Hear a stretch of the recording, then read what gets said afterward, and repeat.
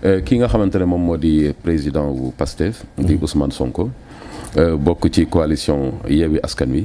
bi muy def benn tournée foofu ci Casamance ci ay bés yi la ñu génn dafa tudd li ñu tuddee monnaie locale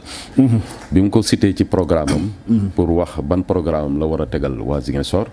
dañu gis ne loolu dafa mujj jël benn profil bu ngand ngand ci li nga xamante ne moom moo di actualité yi nga xamante ne moom la ñuy nekk di doxal nii monnaie boobu nga xamante ne moom la Ousmane Sonko di wax ndax dafa nekk monnaie bi ñu bëri foog ndax ak zone bi nga xamante ne jàpp ne zone Casamance la dañuy réclamer affaire u l'indépendance ak yu mel noonu yooyu yëpp ñu dugal ko ci ndax monnaie boobu lay wax dafa nar a arrêté li nga xamante ne moom moo di sécurité nationale ak yu mel noonu est-ce que àgg na foofu mais est-ce que tamit aussi xaalis bi muy wax xaalis boobu la en tant que nga xamante ne économiste la def benn livre bu nga xam ne incha allah dinañ ci def jàngat bu gën a yaatu muy la révolution de l'argent nga bind ko depuis 4 ans lan nga ñu mën a wax ci monnaie boobu waaw jërëjëf sëñ Abdou Khadre monnaie nag moom ba nga ko tuddee sax sama yaram bi dafa commencé daw ndax xaalis ndax da ne daal moom mooy li ëpp solo te moom la ñu gën a doyadeel ci réew ñu nekk nii monnaie mooy le cœur actuellement de la machine mondiale maanaam dañoo nekk si ay économie yu wooye économie monétaire dañu koy wooye économie monétaire mooy économie bi nga xam ne le moteur c'est de la monnaie monnaie googu nag ku ko comprendre rek du mën a comprendre économie ni muy doxee du mën a comprendre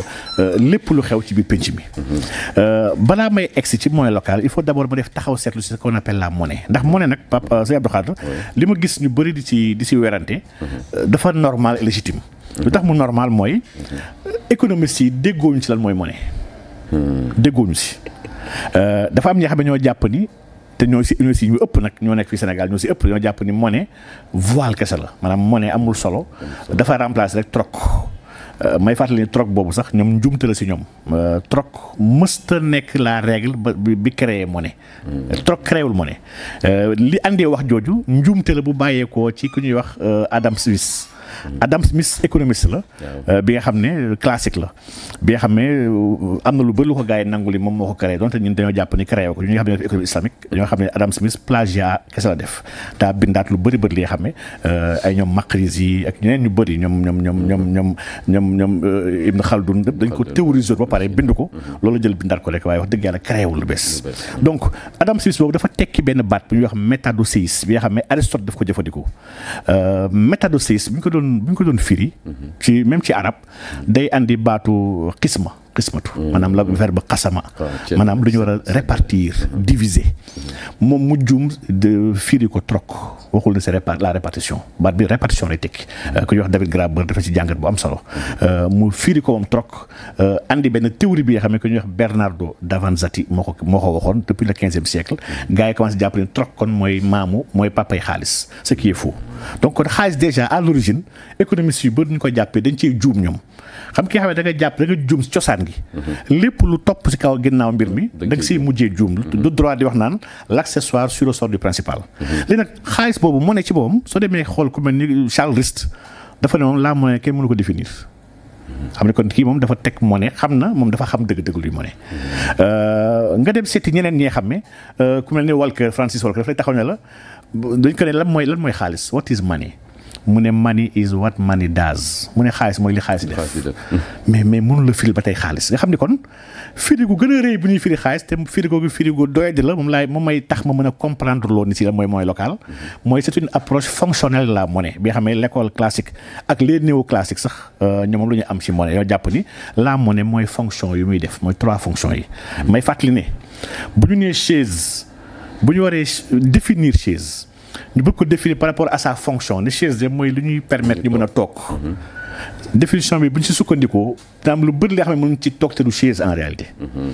dina am tamit ay chaises yi nga xam ne tamit chaise la waaye mën ñu see toog donc l'approche fonctionnelle elle est défaillante quand on parle de monnaie et aujourd'hui li ëpp ci gëstukat yi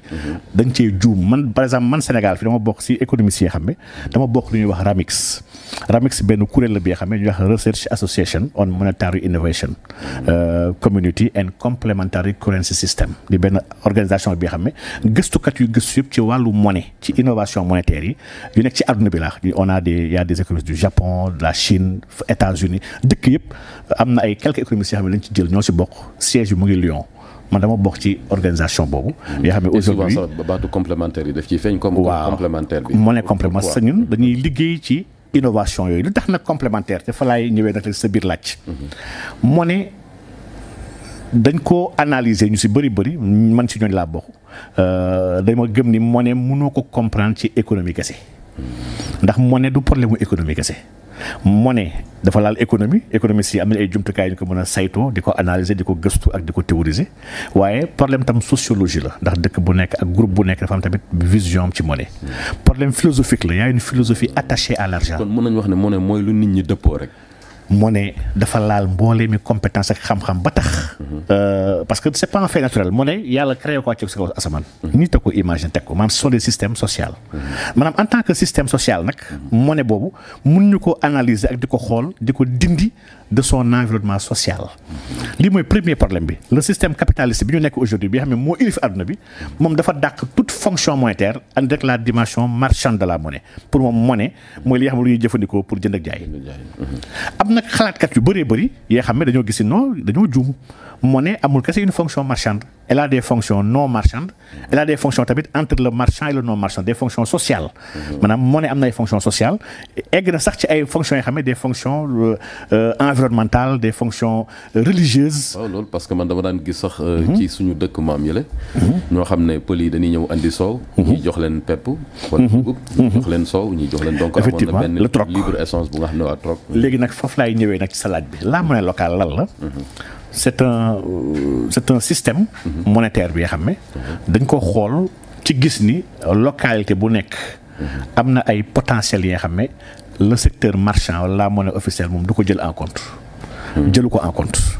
ñu gis ne am na ay mbir yu bëri yu bëgg liggéey ci territorial ci territoire bi yi nga xam ne mun ñu ko liggéeyee avec la monnaie officielle bi nga xam ne dafay yaatu moom léegi pour régler défaillances yooyu nga xam ne ce sont des défaillances d'ordre local moo xam ndax c'est la relocalisation de l'activité moo xam ndax c'est la dynamisation des échanges dans une localité moo xam sax ndax dans l'intensification des échanges dans une communauté wala la construction de cercles monétaires yi nga xam ne entre des individus yi nga xam ne qui sont connectés socialement culturellement anthropologiquement wala même religieusement lii yëpp ñoo gis ni am nañu outil bi nga xam ne outil boobu c'est la monnaie mën na def loolu monnaie boobu nag waruñu ko teqali ak monnaie officielle bañ na ko sax on n'appelle pas cette monnaie-là une monnaie concurrentielle on parle de monnaie complémentaire dafa ñëw di compléter la théorie de la complémentarité encore une fois dafay fekkewaat waxtaankat boroom xam-xam yu mag yëpp boo demee en physique ñoom Heisenberg dañoo am la théorie de la complémentarité dans toutes les disciplines dafa am ba ci biologie ba ci philosophie on parle de la complémentarité comme pour mën a matal yenn aspects yoo xam ne dafay fekk ji lu Pascal waxoon Pascal dafa ne woon toute chose dafa am il y a des aspects causantes et des aspects causés des aspects aidés et des aspects aidantes nee na moom xam lépp te xamoo lenn li moom jàpp na ni mënul nekk mais je tiens pour impossible le fait de connaître le tout sans en percevoir les parties wala même le fait de connaître la partie sans connaître le tout dafa ne ñaari mënul nekk mooy noonu la demee mooy dafa mel ni on a un corps social qui est là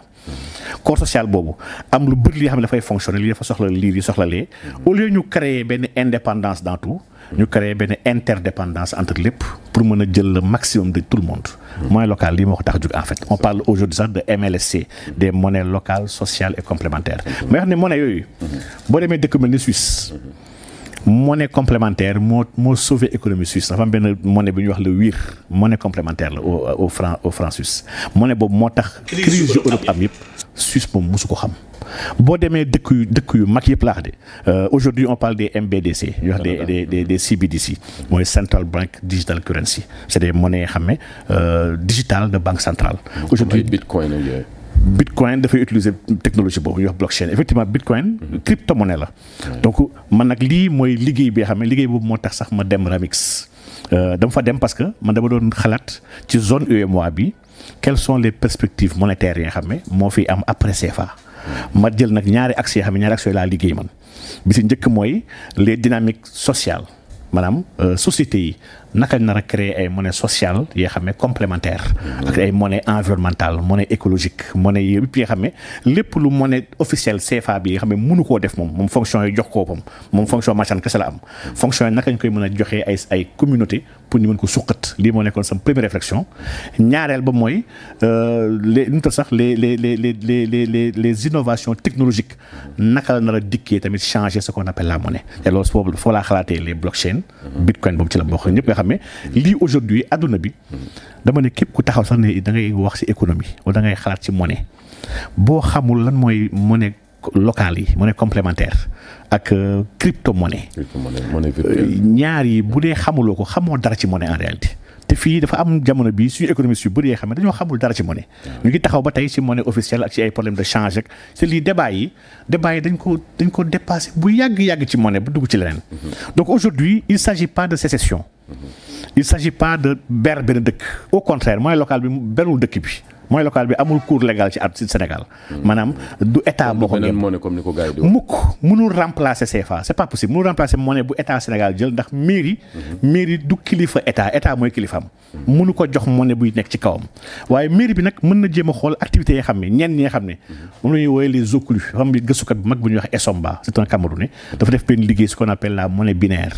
donc man sax feewlu naa ko ci liggéey boobu ba man tamit taxawal benn système monétaire ma tuddee woon la koppar moom laa doon défendre ci biir téere bi ci liggéey donc kon dafa am ay dynamisme yu bëri yoo xam ne dafay nelaw wala dañoo dee ci biir benn localité ñoom xamuñ sax xaalis mën nañ toog dund lu yàgg amuñu xaalis waaye am nañu ay biens am nañu ay savoir am nañu ay services ñooñu noonu naka ñu mën a andee benn monnaie locale entre ñoom pour mën a gën a yokk seen ay échange problème bi mooy le fait de les faire échanger ndax ñooñu ils n'échangent pas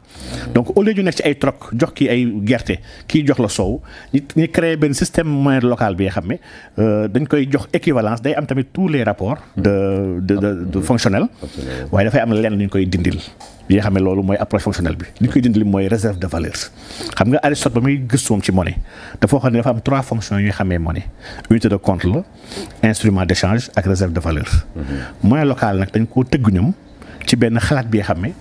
xalaat bu am solo la mooy xalaatu bañ nit di denc ak di tënk xaalis yi maanaam valeur réserve bi kenn du ko denc dañ ko jël def ko pour muy tourner dañ koy defal sax des fois ce qu'on appelle le démurrage mooy une monnaie fondante maanaam dafay perte sax valeur boo ko dencee day perte valeur moo tax il faut que toujours nga koy jaay et loolu dafay intensifier les échanges entre les acteurs dafay gën a redynamiser économie ci benn localité. loolu la alxuraan di wax kay la yakuna duwlatan baynal aghniyaa minkum. moo tax nag fa laay daanelee sëñ Abdou Khadre monnaie locale dafa taxaw sax réellement ci enseignement alxuraan man loolu laay défendre ci dëkk tubaab bi moom laay défendre sama naataango économiste yi leen wax ne la réalité islamique de la monnaie pluralité monétaire la maanaam islam dafa am benn vision de pluralité monétaire bi nga xam ne vision boobu aujourd'hui dafa am problème ak la vision actuelle du libéralisme la vision actuelle bi vision la bu tegu ci benn banque centrale bu war a ilif dëkk bi benn seule monnaie bi xam mooy daw ci dëkk bi benn institut bi xam moom mooy responsable monnaie bi maanaam ñun dafa mel ni ñun démocratiquement ñun askan bi amatuñu benn mise sur la monnaie maanaam amuñu accès sur la gouvernance de la monnaie amuñu préférence ci monnaie dafa mel ni lenn kese ñuy forcer amuñu choix dafa mel ni comme élection jot dañu benn candidat moo am Macky Sall ñëpp moom la ñuy voter non dañoo war a am choix choix ba moo loon ay ñoom Gresham defoon ay théorie bi la loi de Gresham di wax naan les mauvaises la mauvaise monnaie la bonne monnaie est chasse toujours la mauvaise monnaie te lii tamit théorie Makrizi la lii c'est une théorie arabe c'est des islamistes ñoo ko terrorisé woon depuis le 13e siècle donc kon pour dire que am na débat yu ngan dañuy xam ne dafa war a poser aujourd'hui sur l'économie et la monnaie et débat yooyu ñi jàng islam ak ñi jàng un peu suñu ay culture avant toi bi di ñëw dañ ci war a am nañ ci lu bëri lañ ci war a mën a wax waaw ci biir loolu ci deuxième question bi ci xaalisu monnaie bi xam nga am na ñu nga xam ne dañoo comprendrewul monnaie boobu nan la war a commencer c'est-à-dire ci local bi xëy na peut-être li nga xam ne moom moo di programme bi neex na ni ñu koy déggee mais nan la war a commencer ci yan loxo la war a commencer et puis est-ce que yaakaar nga ne monnaie officielle bi dina ko bàyyi noonu waaw Sénégal ci ay at yu mujj ay at ci ginnaaw ñoom Abdourahmane wala bokk ñu tudd c'est pas Abdourahmane Abdou Diouf Abdourahmane Diouf bu nekkoon FMI ñoom amoon nañu benn monnaie bu ñu tuddee woon la SEN monnaie locale tamit si monnaie complémentaire la bokk mais banque centrale leen attaqué woon bañal leen ko waaw donc ñoom initiative foog naa Sodatel wala ak genre yooyu daal en tout cas lu amoon solo moom gëstukat la ci économiste la ko xam lu muy wax la BCEAO wante xam naa ni attaqué woon na ko ci loolu aujourd'hui moyen local li ëpp ci àdduna bi soo demee dëkku àdduna bi yëpp li ci ëpp daal initiative citoyenne la maanaam du état ko porté wala du ay communauté ñoo ko porté. man gis naa ay jetons yu ñuy joxe Tunisie ay ticket. loolu mooy local la ci resto da ngay dem système de bon luy am ci biir université rek déjà sax. ba li daam démb rek ñu koy waxtaan démb biir université suñu demee ba nekk say ticket restaurant yi soo amee bourse jënd lépp ay ticket yooyu dem ba mujj nekk monnaie ci biir université bi ba lépp loo bëgg ticket ba watu sax mën nga fay ak ticket bi. mën nga fay ticket bi pour mën a setaan mën nga fay ticket bi pour jënd gerte pour jënd ataaya mais loolu dafa am benn genre loolu monnaie locale la. bi xam ne monnaie locale convertible. boobu système convertibilité la donc pour dire que le plus souvent ay initiative citoyenne ñooy créer monnaie locale une monnaie complémentaire moo xam ndax dañ ci sukkandiku ñoom gën a raffermir ay liens wala initiative ou comment dirais-je service kese la avec les banques de temps parce que monnaie locale yi avec les accorderies dafa bëri ay martaba aujourd'hui nous sommes à sept générations de monnaie locale yoo xam ne ñëpp nuróowuñu am na si moyen local convertible am na yoo xam ne ils sont inconvertibles am na si yoo xam ne c'est des banques de temps am na si yoo xam ne c'est des accorderies et cetera mais yoo xam ne ça c'est des beaucoup plus complexes ndax la monnaie sëñ Abdou Khadre loolu moo tax li tax muy yéeme mooy dafa am benn analyse bi ñuy woowee analyse VUCA mooy gars yi ñoo gisee àdduna bi jamono bi fa toll fii xam ne aujourd'hui pour analyser un phénomène dañoo boole volatilité incertitude complexité ak ambiguïté maanaam kàcc yi dafa mel ne dafa lëkkaloo. maa ngi dégg Ali Baba di wax lu mel noonu. ah oui dafa lëkkaloo pour ñu mën a comprendre un phénomène. et le fait monétaire moo ci gën a doy waar nag c'est pas pour rien ku mel ni Mauss doon wax naan c'est un fait social total. et fait social total boobu gëstukat yu gën a mag aujourd'hui xam nañ ni ku yem ci benn discipline kese di xool monnaie mënoo sa xam-xam monnaie mënul dëgër. xam-xam monnaie balaa muy dëgër. kon loolu ñu ci wax yëpp naan bon baaxul ci Casamance wala. xamuñu dara ba dara di jeex ñun dañoo xamul dara ba pare au lieu ñu noppi xam nga li alxuraan naan fas alu ahla zikri in kuntum la ta'lamun c'est que dañoo xamul dara ba pare xamuñu ni xamuñ dara mais monnaie locale y a rien de plus normal que ça et monnaie locale c'est pas pour préparer une sécession wala pour liberté non Sonko si boobu sax nekkul si dynamique war a yeewi war a libérer indépendance su Casamance 3 régions la Sonko mënul nekk maire Casamance maire Ziguinchor lay laaj donc du maire Kolda du maire Sédhiou donc problème bi ni gars yi di wax nii c'est que dafa mel ni xamuñu lan moo xew donc problème bi Sénégal nag lii bokk na si problème bi gën a rëy Sénégal dañuy gis ko xamul dara ci benn domaine xamul ni xamul dara peut ci xam-xam lu di wax suba ak ngoon ci loolu te lii nag vraiment jahlul murakkab malheureusement mais man damay encourager initiative man bokk naa si ñu ko doon waxtaanee depuis 2018 di ci bind aujourd'hui am na article yu bëri yoo xam ne bind naa ko si man yoo xam ne c'est disponible si dëkk yenn dëkk tubaab yi man dama ciy bind chaque fois dama jàpp ni Sénégal dañ si war a yegg ndax dama gëm des cercles monétaires yi nga xam ne superposés qui doivent ensemble dans une interdépendance aller vers la résolution des problèmes en tout cas des citoyens te loolu il faut des monnaies locales il faut des crypto-monnaies il faut beaucoup de choses il faut une diversité monétaire pour mën a arriver à cela. macha allah bëggoon nañ ci gën a yaatal mais li nga ci wax rek doy na sëkk. parce que bind la bu nga xamante ne ubbil na gëstukat yi lu bëree bëri ñu dem ci li nga xamante ne moom mooy vers monnaie locale ñu gën koo gëstu xam lan la. lan mooy sa kàddu gu mujj Cheikh Oumar. waaw xanaa nekk mbégte rek am mbégte si ak yow waxtaan macha allah di la remercier ci dalal bi nga ma dalal. di kontaan wax dëgg yàlla ci yëg bi ak surtout respect bi ak révérence bi macha allah. donc ñu la siy jaajëfal bu baax di nuyu mbokk yi waa Sunugal 24 yëpp. surtout oustaz sama oustaz. waaw Thioune oustaz Bas Thioune. donc di ko ziar bu baax a baax. di nuyu mbokk internet yi ñu seetaan ci biir réew ci bitim réew yëpp. di jéggalu ci kàddu yi des fois nag. surtout ci wàllu valeurs yi ak ci wàllu góor jigéen ak yëpp. léeg-léeg moom vraiment moom dama si ànd ak xaal nag parce que dama jàpp ni. bokk na ci yepp yàlla. ci yepp yàlla yenn yi ñu koy wax fekk yàlla wax a pare nga si jéem a teg baat sax man dama sincèrement loolu man Abdou Khadre mun ma ko baal doomu aadama donc mais nag du méchanceté du ñàkk respecté doomu aadama dama jox cër loolu doomu aadama waaye dama jox doomu aadama bu jox cër askanam jox cër boromam kooku laa jox cër ku joxul cër askanam joxul cër boromam man kii aw ma aucun respect pour lui te ma bëgg tamit muy leer chaque fois ñu may comprendre ñenn ñu tax may violent ak ñoom donc macha allah mais di ziar ñëpp di jéggalu di wax asalaamaaleykum wa rahmatullahi taala wa barakaatu. jërëjëf Cheikh Oumar.